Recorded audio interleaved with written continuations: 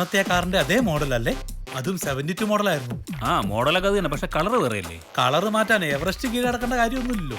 പെയിന്റും ബ്രഷും ഉണ്ടെങ്കിൽ ഒറ്റ രാത്രി കൊണ്ട് മാറ്റാം. അത്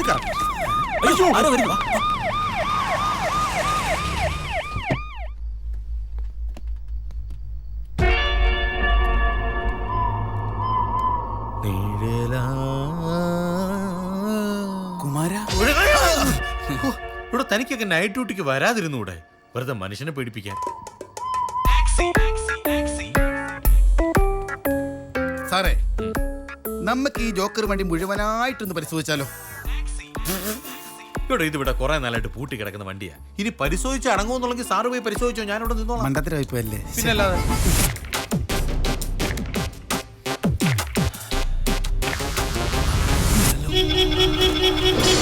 അയ്യോ സാറേ, പ്രേതം ഓടിക്കോ! അയ്യോ പ്രേതം ഓടിക്കോ! ഇനിയിപ്പോ എന്ത് ചെയ്യും? പറഞ്ഞത് കേട്ടില്ലേ? ഓടിക്കോളാൻ. എന്നാ വിട്ടോ.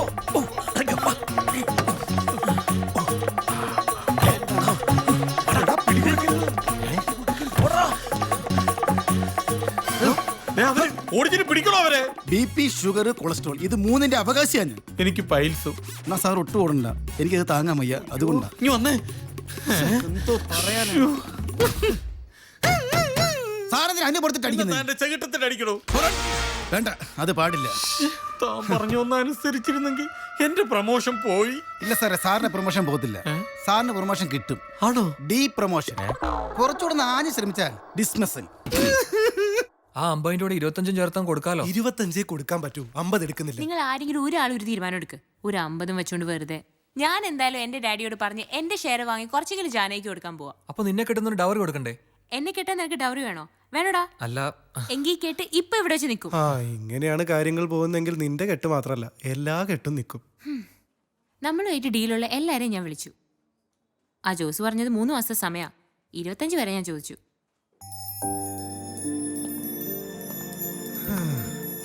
ഒരു എളുപ്പ വഴിയുണ്ട്. ത്രിമൂർത്തികൾക്ക് പോയി മത്സരിച്ച് അഴിയണം. ജയിലിൽ ഈ ടീം ഒന്നായിരിക്കണം. അക്കാര്യം ഡാഡി ഇത് തുടങ്ങുമ്പോഴേ പറഞ്ഞതാ. 3 prisoners. ജാനകി, ഹായ്. നിങ്ങൾ ഈ രഹസ്യമായിട്ട് ആലോചിക്കുന്ന കാര്യം എന്താന്ന് എനിക്കറിയാം. അല്ല, ആരെയും ബുദ്ധിമുട്ടിക്കുന്നൊന്നും ഞാൻ ചോദിക്കുന്നില്ല. പിന്നെ പണത്തിന്റെ കണക്ക് പറയുന്നത് അല്പം പതുക്കെ ആയേക്കൊള്ളാം. നിങ്ങളുടെ തർക്കം കേൾക്കാൻ വെളിയിൽ ക്യൂ നിൽക്ക. അല്ലെങ്കിൽ തന്നെ കാശ് മുഴുവൻ എവിടെ നിന്ന് അടിച്ചു മാറ്റിയതാന്നാ പറയുന്നത്. നാട്ടുകാർ പറയുന്നതാട്ടോ. എനിക്കിനി കൺട്രോൾ ചെയ്യാൻ പറ്റില്ല. ഞാൻ സത്യം സാജ, അതാ ഞാനും പറയുന്നേ. നിന്റെ വീട്ടിൽ ചെന്ന് രൂപ എടുത്ത് അവളുടെ വീട്ടിൽ കൊണ്ടുപോയി കൊടുത്തിട്ട് പറയാം. ആ പൈസ എടുക്കുന്നതിൽ ഒരു തെറ്റുമില്ല. അത് നിന്റെ അമ്മയ്ക്ക് അവകാശപ്പെട്ട തന്നെയല്ലേ? ശരി, നിങ്ങൾ നിൽക്ക്, ഞാൻ പോയി എടുത്തോണ്ട് വരാം. അമ്മേ, അമ്മേ, അമ്മയ്ക്ക് ഇതെന്തു പറ്റി? അച്ഛനെ പോലീസ് പിടിച്ചോ?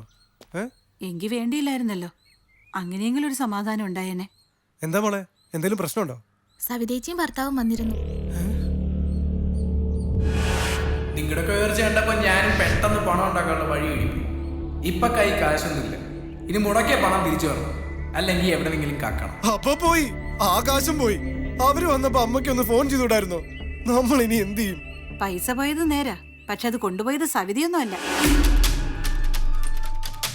1 മണിക്കൂർ മുമ്പ് വന്നിരുന്നെങ്കിൽ നല്ലൊരു കളരിപ്പയറ്റ് ഇവിടെ കാണാമായിരുന്നു.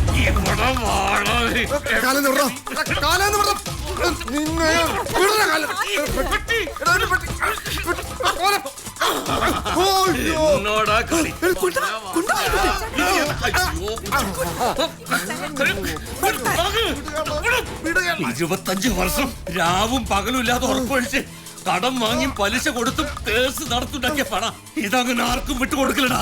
25 വർഷം നിന്റെ പെങ്ങളെ സഹിച്ച് എനിക്ക് കിട്ടേണ്ട പണം ഇത്. ഇതല്ല മുഴുവൻ കിട്ടണം. അയ്യോ,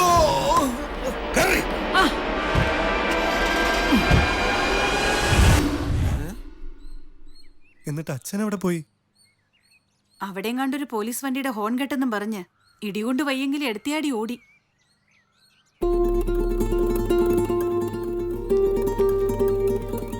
സവിതയെ ഞാൻ വഴക്കൊന്നും പറഞ്ഞില്ല. കൊച്ചെന്റെ കാലി വീണ് കുറെ കരഞ്ഞു, മാപ്പെന്നൊക്കെ പറഞ്ഞു. 3-4 മാസം ഒരു ചെക്കന്റെ കൂടെ കഴിഞ്ഞ പെണ്ണിനോട് അവനെ കളഞ്ഞിട്ട് വാടിയെന്ന് പറയണത് ശരിയാണോ? ഇനി എന്ത് ചെയ്യും? ജാനകിയോട് എല്ലാം പറയാം. എനിക്ക് വയ്യ, നിങ്ങൾ പറഞ്ഞോളൂ. ഒരുപാട് പ്രധാനപ്പെട്ട കാര്യങ്ങൾ പറയാനുണ്ട്, അത്യാവശ്യമായിട്ട് കാണണം, അതൊന്ന് ഓഫീസിൽ വെച്ച് വേണ്ട എന്നൊക്കെ പറഞ്ഞ് വിളിപ്പിച്ചിട്ട് 3 പേരും മത്സരിച്ച് മൗനവ്രതം എടുക്കാണോ? ആരെങ്കിലും എന്തെങ്കിലും ഒന്ന് പറ, അല്ലെങ്കിൽ എവിടെയെങ്കിലും കൊണ്ടുപോയി നല്ലൊരു കാപ്പിയെങ്കിലും വാങ്ങിത്താ. ജാനു, എല്ലാം പറയേണ്ട സാജന, പക്ഷെ അവനത് പറയാൻ മടിയാ. അതൊക്കെ വെറുതെ പറയുന്നതാ. ഓരോ മെസ്സേജും കാണണം. ഭയങ്കര റൊമാൻറ്റിക്കാ. ഒരു പെണ്ണിനെ ലൈനാക്കി വെച്ചിട്ട് അവളെ കല്യാണം കഴിക്കാൻ പോകാന്ന് പറയാൻ എന്തിനാ മടി? എങ്കിൽ പറയണ്ട, സാജനും പറയണ്ട, മറ്റു 2 മൂർത്തികളും പറയണ്ട. ആ കുട്ടി ഇന്നലെ എന്നെ വിളിച്ചിരുന്നു. സാജന്റെ ആ പഴയ നളിനി എല്ലാ പ്രശ്നങ്ങളും സോൾവ് ചെയ്തെന്നും ആ കുട്ടി എന്നോട് പറഞ്ഞു. ജാനകി, ഞങ്ങൾ പറയാൻ വന്ന അതല്ല. എന്റെ വീട്ടിലെ പ്രശ്നമല്ലേ? ആ കാശിന് കിട്ടുമെന്ന് തോന്നുന്നില്ല. അത് കിട്ടിയവരതുകൊണ്ട് സുഖമായി ജീവിക്കട്ടെ. ഇപ്പോൾ എൻ്റെ വീട്ടിലെ ഏറ്റവും വലിയ പ്രതീക്ഷ എന്ന് പറയുന്നത് എൻ്റെ വിവാഹമാണ്. ഒരുപാട് പണമുള്ള ഒരു മനുഷ്യന് കൂടിയുള്ള ജീവിതം, അതൊരു പക്ഷേ എൻ്റെ കുടുംബത്തിന് വലിയൊരു സഹായമാവും. അത് മാത്രം മതി.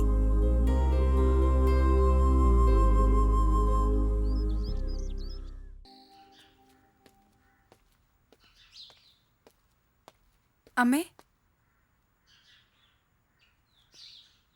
എന്താ അമ്മേ ആർക്കൊരു സന്തോഷമില്ലാത്തത്? എന്റെ മോളൊരുങ്ങാൻ ഇന്ന് ഒത്തിരി നേരം എടുത്തു. നീ ഒരുപാട് സന്തോഷത്തിലാണെന്ന് അമ്മയ്ക്ക് മനസ്സിലായി. പക്ഷെ ആ സന്തോഷം ഞങ്ങൾക്കാർക്കും ഇല്ല മോളെ. ചേച്ചി ഇനി ആ ഓഫീസിൽ പോണ്ട. അയാൾ ചേച്ചിയെ കെട്ടുവും വേണ്ട. രാവിലെ മുതൽ മൂളിപ്പാട്ടും പാടി നടക്കണം നിന്നോടത് പറയാൻ അമ്മയ്ക്ക് ബുദ്ധിമുട്ടാ. അപ്പുറത്ത് മുത്തച്ഛൻ്റെ കൂടെ ഒരാൾ ഇരിപ്പുണ്ട്. മോളങ്ങോട്ട് ചെല്ല്, അദ്ദേഹം എല്ലാം പറയും. മോളെ,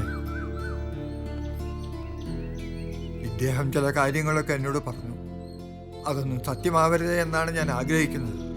പക്ഷേ സത്യമാണ് മോളെ, എല്ലാം സത്യമാണ്. നിങ്ങൾ വിറ്റ വീടും പറമ്പും വാങ്ങിയത് എൻ്റെ മകളാണ്. 1.5 കോടി രൂപയും അവൾ തന്നു. പക്ഷേ അത് നിങ്ങളുടെ കയ്യിൽ എത്തിയില്ല.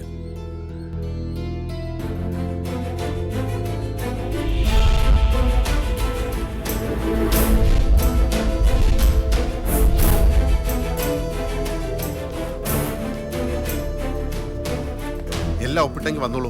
സബ് രജിസ്ട്രാർ പോകാൻ ധൃതി കൂട്ടുന്നു. എന്നാ അമ്മാവനും ചേച്ചിയും ചെന്നോളൂ. പണം വാങ്ങിയില്ല. മൊത്തം കാശ് ഇതിലുണ്ട്.